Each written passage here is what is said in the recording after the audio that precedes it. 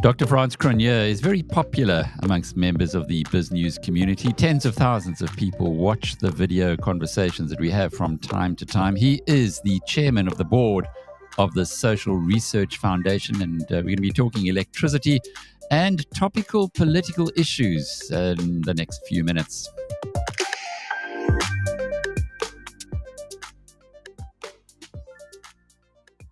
I love these catch-ups, Frans, because you tend to keep me optimistic, keep me happy about the future of our country when all around us seem to be losing their heads and saying it just can't come right. Maybe we can start off with the whole Derator book, which I've read carefully.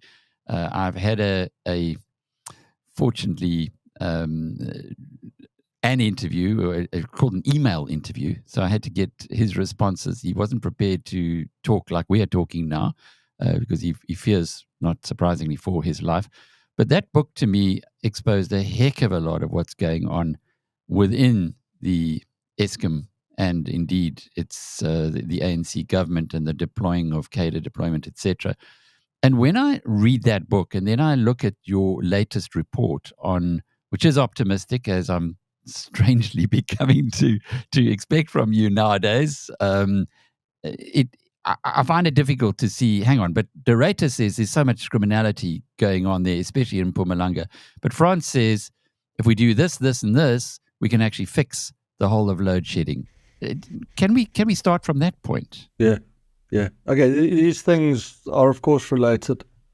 And I think what is exposed in Andre's book is something that you'll find to a lesser or greater extent across much of the state through national government departments, provincial departments, and down to local government level.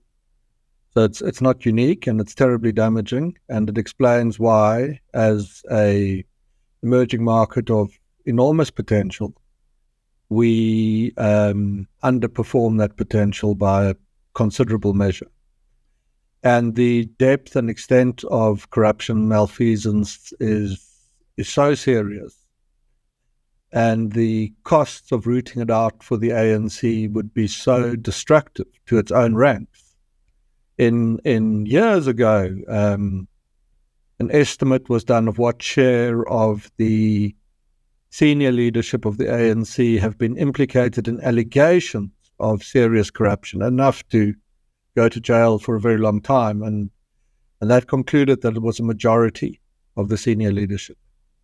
And that makes it very difficult in practice for the ANC to act against corruption, because the first big fish to go down might not go quietly and will take others with. And it's perfectly feasible to consider that if the ANC did act with great firmness against corruption, the party would not survive that. The leadership ranks would be devastated. The internal acrimony and conflict would be unsurvivable for it.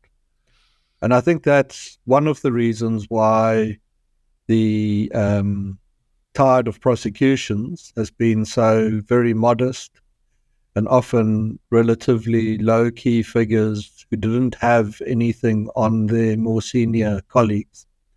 And I think the hard reality of where we find ourselves at the moment, until a point is reached where South Africa transitions to having a new government, is that this will remain a key obstacle to progress. So it's not going to go away, and I think Mr. Derator's book was a useful window into that world for the uninitiated. Let's just pause there a minute. Just help me out here to understand something else. In 2018, I sat in a room where there was great enthusiasm when Cyril Ramaphosa said, I'm taking over as president. We are going to address 3 issues, one of which is corruption. Then a couple of years later, Mngagwa came in from Zimbabwe, and he had the same. In fact, he even called me to go to have an interview. He was that keen to get his message across that he was going to be attacking corruption and they were going to clean out corruption in Zimbabwe. In both instances, I guess, looking back, the useful idiots like me believed them and told the world that this is what these guys were going to be doing. But the consequence of that is that it hasn't, all of that was just nonsense. Are you saying that they might have been that they might have really believed that they could do something about it, but actually the reality of it is that it is so endemic that for both of those political institutions, it's impossible really to address? Yeah, look, in around the same period, my then colleagues and I said that Mr. Ramaphosa would not address corruption in an effective manner. And our reasoning in that wasn't that we had too grave concerns about his own virtue.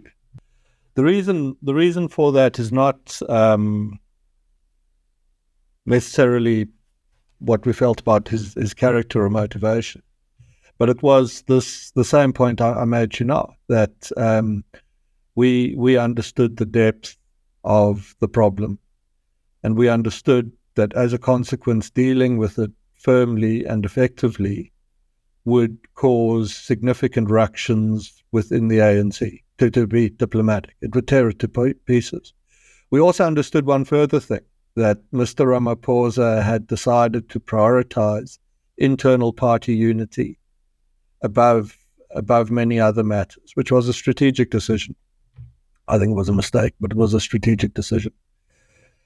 And for that reason, it was obvious that he would not be able to act firmly against the corruption. And to this day, I think that remains the reason why it hasn't been taken to task firmly.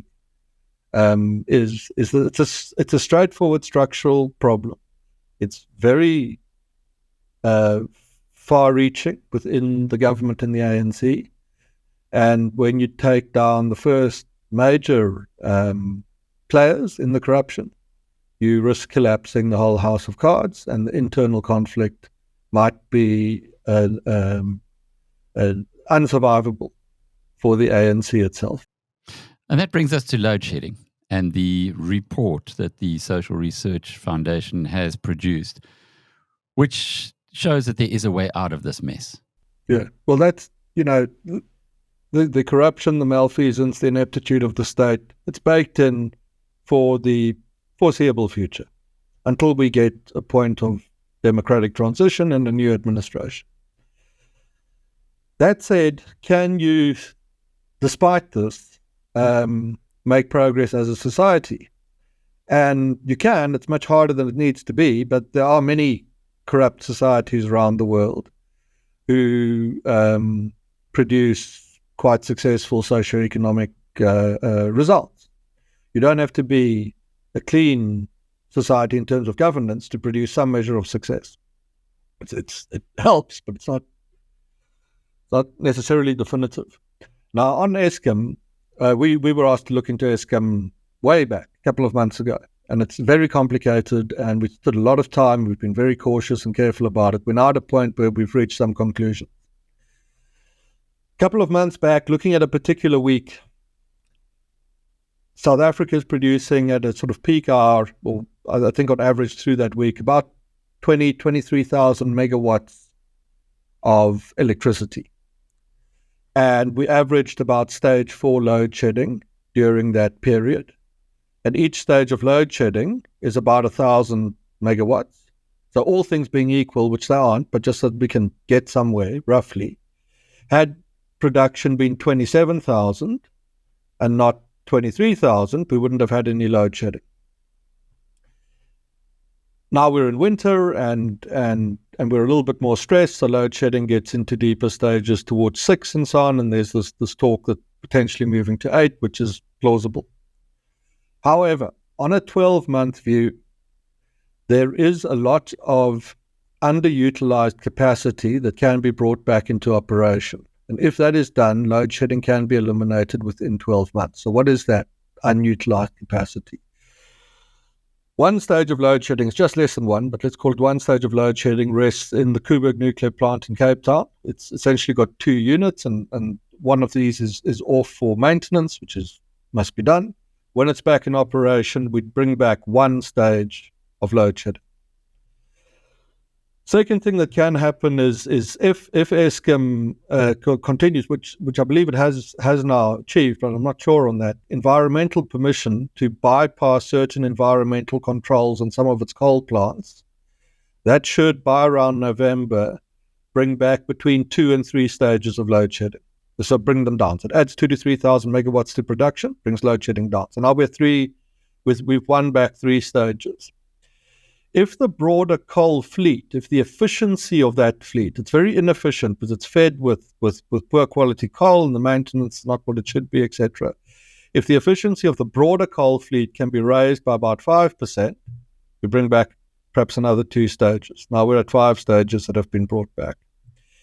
If, in addition to that, we purchase enough diesel to run the gas turbines at the maximum of their capacity, and perhaps in the fullness of time, they'll be beyond 12 months, add another turbine, there we get back another 2 stages. Now I'm at 7 stages of load shedding. We did some very detailed estimates on what's going on to people's rooftops. We took people we polled people, have you done anything to alleviate load shedding by putting solar on your roof?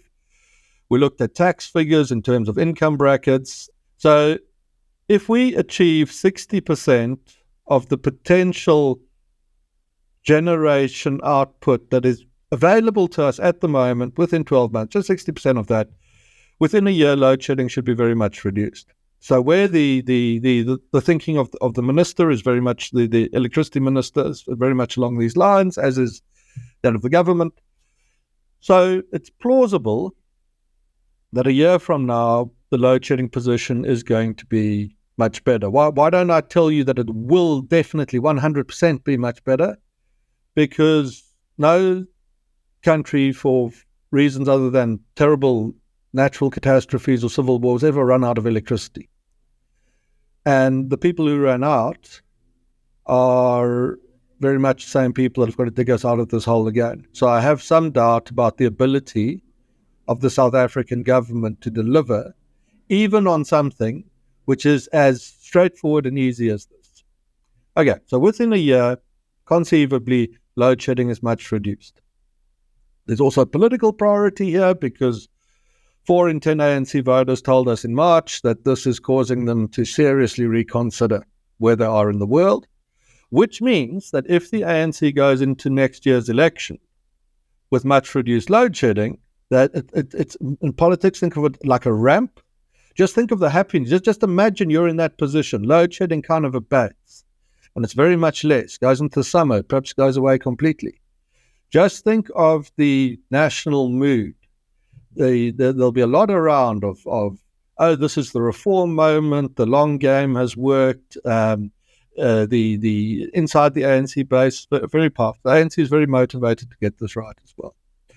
Once we've got to that point, within 12 months, the next step is, are we again, as a society, able to produce enough electricity to, from an electricity standpoint, aspire to very much higher levels of economic growth? And that was the second part of our report. But before I get into that, you might want to ask me something about the first part. Why didn't De Ruyter stick around and do this and take all the plaudits that would have come from it? So, and I understand it, and I understand that you can only work with the data that you've got. But from what he tells us in his book, Mpumalanga is so fraught with criminality that the power plants there are unrescuable until you get those 4 mafias that he defined out of the system. That he didn't see any upside in the way that you're seeing it now. So, it's, as I started off this discussion, I love what you say because, like you, I'm a huge optimist about our country and the people in our country who are eventually going to make it turn. Let's just hope it's in our lifetimes. But on the other hand, I read the experience, the on the ground experience that Andre de Ruyter had, and it worries me that this thing is fixable given so much endemic corruption.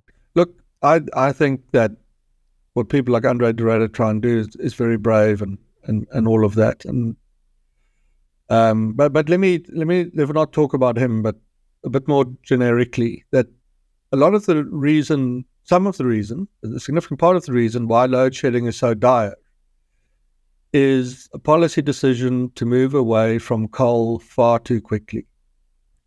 The corruption's a contributing factor, of course, but remember, many of the stages of production that can come back in 12 months relate to raising the efficiency of the coal fleet and seeking environmental permission to bypass certain controls.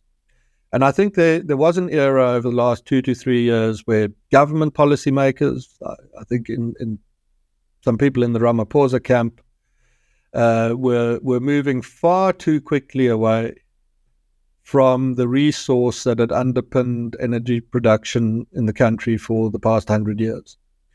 And that those decisions were also very important and need to be taken into account in explaining why load shedding is as severe as it is today. And if you are of the view that hydrocarbons are not an acceptable energy source into the medium term for South Africa, you cannot solve the country's load shedding problem. And then what you have left to fall back on is to say the corruption and the like is so severe that the lights are off. So these are complex things. But this takes us to and you mustn't misconstrue, our conclusions ultimately are South Africa must do a clean transition. And in fact, where our paper concluded in 20 years, we can again be a high-growth economy with dependent, in the main, almost to the greatest extent you can imagine, on clean energy sources. But this takes you into the 60-month view. So I've solved the 12-month problem, or there is a plausible solution. On 60 months, what do you need to do?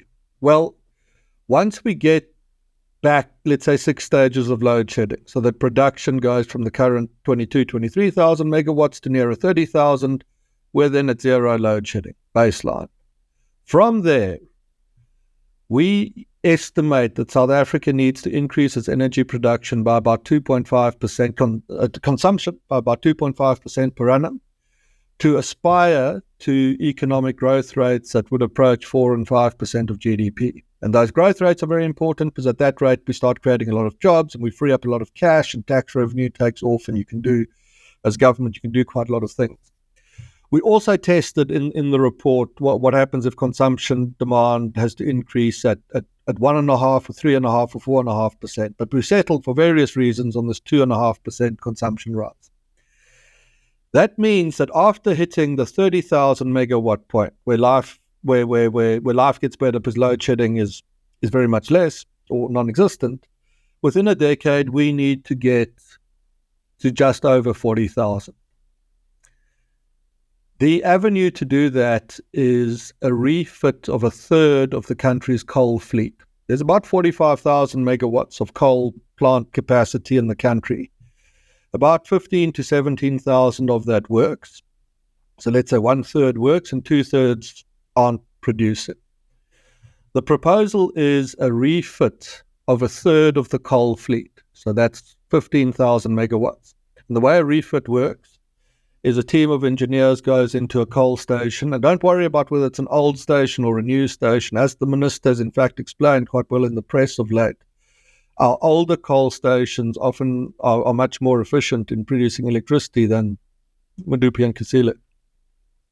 You send in a team of engineers and they do an audit of the power station. What parts are missing, pipes and valves and gauges and whatever else fits into the inner workings of a power station. And they sit with the original blueprint and they do the audit and they order what's missing from either the original equipment manufacturer, or if that doesn't exist anymore, the parts are made. You then refit everything inside, and as an Eskom chap put it to us in confidence. Most people who spoke to us on this spoke to us in confidence because they were very afraid of being accused of being in favor of coal. And they said, do that, light these things up. It won't be pretty, but it's going to work. At a capacity factor of about 70 to 80%, which is what newly refitted coal should reach. This refit will bring 10,000 megawatts back onto the grid within 36 to 60 months. 10,000 added to the 30 that we can get to within 12 months means we're now at the 40. And at the 40, you can write from an energy, you've got to do a whole lot of other policy reforms, which is another battle. But just from an energy perspective, you can aspire to getting back to emerging market comparable levels of economic growth here. Later, so I'm not accused of being a coal nut.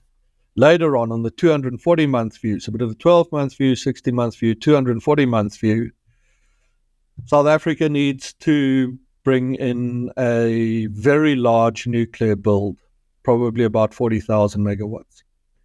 And that build must be structured in a way to take over from these refitted coal plants as they reach the end of their lives and as they are then abandoned. And over time, as we look into that 20-year horizon, if storage technologies around wind and solar energy improve, so the ability to take the energy that's produced when the wind blows or the sun shines, store it some way to make it dispatchable so you can send it out into the economy when you want to and where you want to, then the extent of the nuclear, and that technology will advance. So I'm quite optimistic on that. That technology will advance. You can then perhaps gear back on the extent of the nuclear build. And the upshot of all of this is within 20 years, South Africa can stand as a relatively high-growth emerging market that has, in the interim, to that point, done a great deal to alleviate the terrible social and economic suffering that's caused by load shedding. And at that 20-year point, be an economy that produces the bulk of its GDP out of clean wind, solar, nuclear energy sources. The last point, just before we get, you can probably ask me something, is on that 60-month view, by refitting the coal, you don't need to build new power line capacity, firstly. There is a line capacity constraint, essentially running from the west of the country where solar radiation is highest, into the east and central regions where electricity is consumed. There just isn't enough capacity, and there's nowhere near enough capacity to handle to handle the supply that would need to be invested in and built, the solar plants and wind plants, if solar and wind is to step in and do what coal refitment could do for the country's economy. So that's just not feasible at the moment at all. So we can, on that 60-month view, without building another power station, without building another power line, we can actually put our economy back on track. And if it sounds deceptively simple, it is. And why is it so simple? Because a lot of no serious countries ever run out of electricity. And the only reason in the main we ran out is not just that we failed to invest into the future, but that we allowed the running down of some pretty solid infrastructure that was built here over the past several decades. And if we give that infrastructure a second lease on life, we are in reach of making great progress in solving many of the country's social and economic crises. Frans, great insights. Thank you. And perhaps I take a few things out of that. Your 12-month view looks great. It looks feasible, even though we've got corruption. It can be done. When you start going deeper into the future, who knows? Who knows if nuclear is going to be better than fracking? If fracking should come in, or gas from offshore. But the reality is that there's a plan.